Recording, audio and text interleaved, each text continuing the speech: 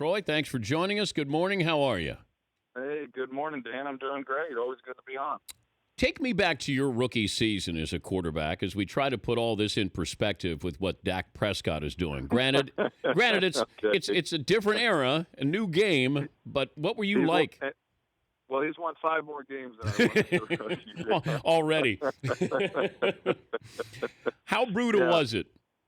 Well, it was pretty rough. I mean, I didn't have this offensive line that he's enjoying, and the running game and all that they've had around him. But having said that, and even with the backdrop of knowing that we've seen young quarterbacks, rookie quarterbacks step in here in the last 10, 15 years and have success, that here's a guy who was a fourth-round pick. He wasn't a first-round pick. He wasn't the first overall guy and was regarded as a project when he was drafted. I remember talking to Jason Garrett at the time that they did pick him in the fourth round. And even in visiting with Dak before the season opener, his first NFL start, he said that in college, he had never taken snaps under center.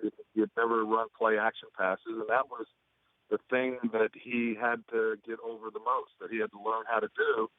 And the biggest adjustment for him when he did get to the NFL, and when you watch him, it looks like he's been doing it his entire life. So he's a very impressive young man. He's mature for his age.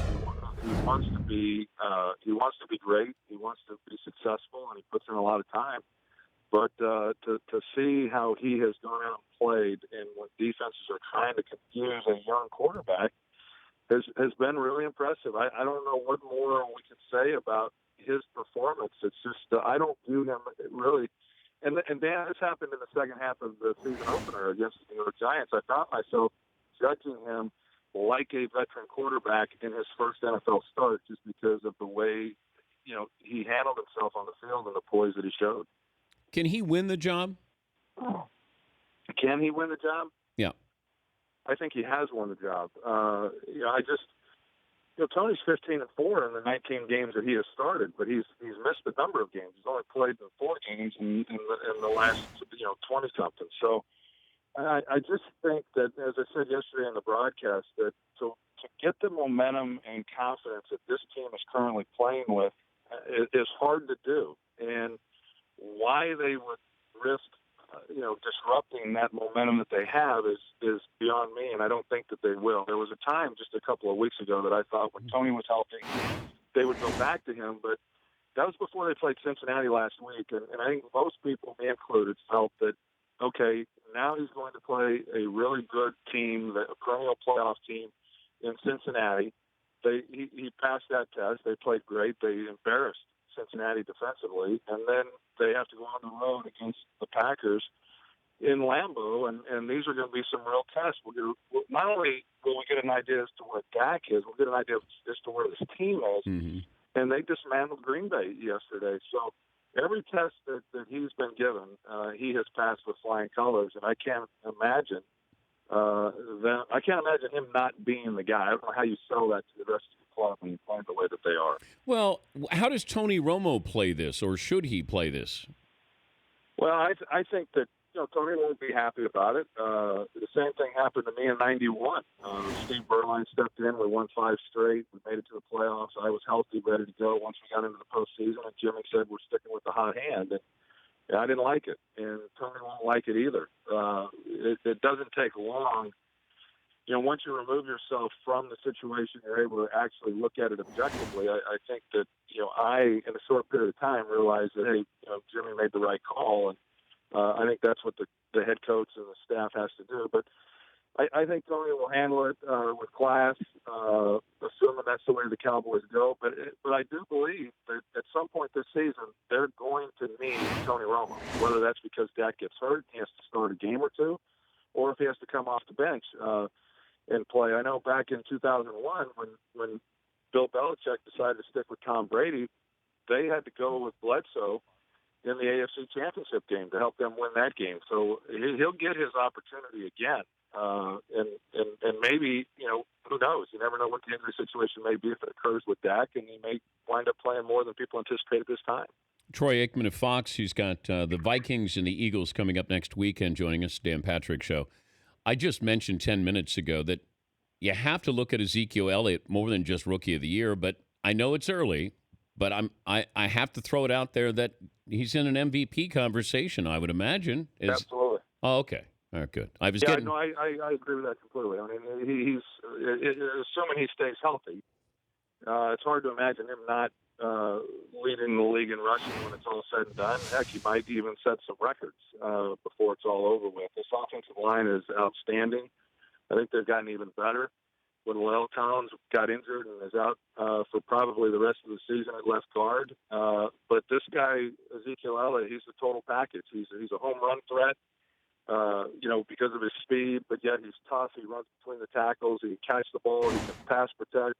I think it's been a long time. I can't think of anyone that comes to mind that I've seen step into the league at this age and do all the things that he does. Not just well, and he does them exceptionally well. He's great in all those areas, and that's difficult for any young player, especially a running back in pass protection. But he does a great job.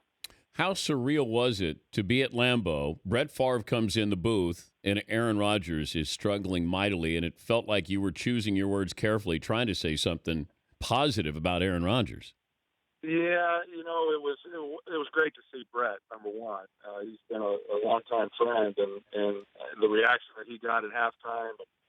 It was that crowd was ready to celebrate, and for a lot of reasons, and they weren't given the opportunity outside of his halftime ceremony. And yeah, you would have liked to have gotten into some things with Brett about Aaron and what he has seen from him in terms of his career, but I didn't feel like that was the time based on the way that the game was being played and how Aaron's day was going. But it was great as always to have him there, and I know those Packer fans, whether they were at home or at the stadium, were thrilled to see him back at Lambeau as well.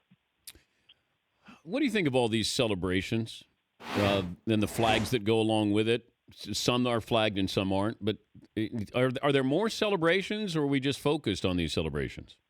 The celebrations with regards to what? Touchdowns, penalties.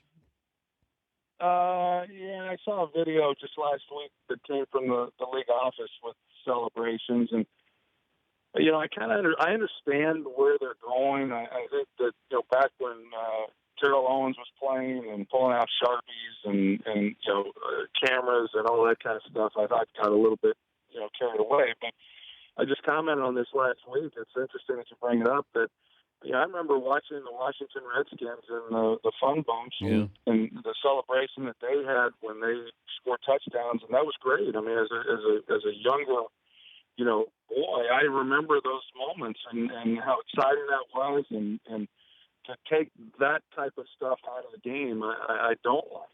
There's a lot about the game that probably that I don't like right now, but I don't know. It's a different game overall from the one that I played, and that's going to continue for obvious reasons. And I'm interested as anyone to see what this game looks like, another 10, 15 years down the road. What else bothers you about the game? Well, I just think that number one, that for instance, we find players for a lot of different things, and sometimes it's hard to understand exactly how they come up with the numbers that they do. But if you're going to fine a player, I'd like to see the fines announced on Monday and get them over with. Instead, we tend to hear about the fines and the amounts on Friday, Saturday, when that stuff should be behind us, and we should be talking about the game that we're about to go in and call or that we're about to be played.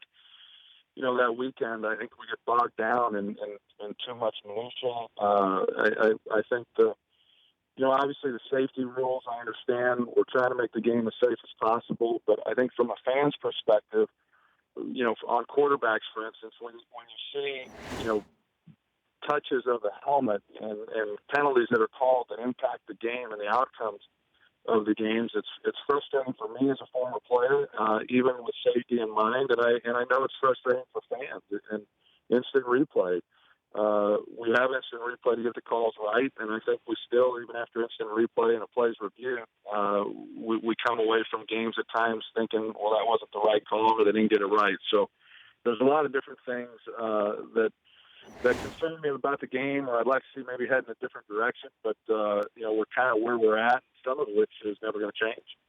Did you ever get fined? Oh, yeah, I got fined. I left the Pro Bowl early back in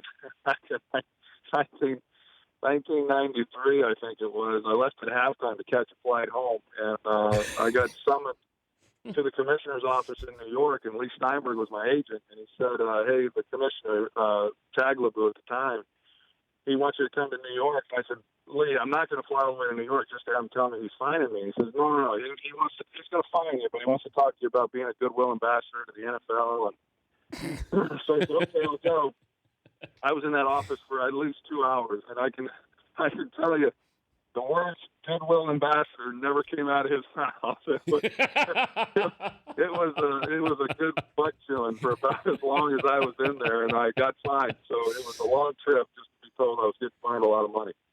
Hey, safe travels. Always great to talk to you. Have fun. Thanks for joining us, Troy. Hey, thanks, Dan.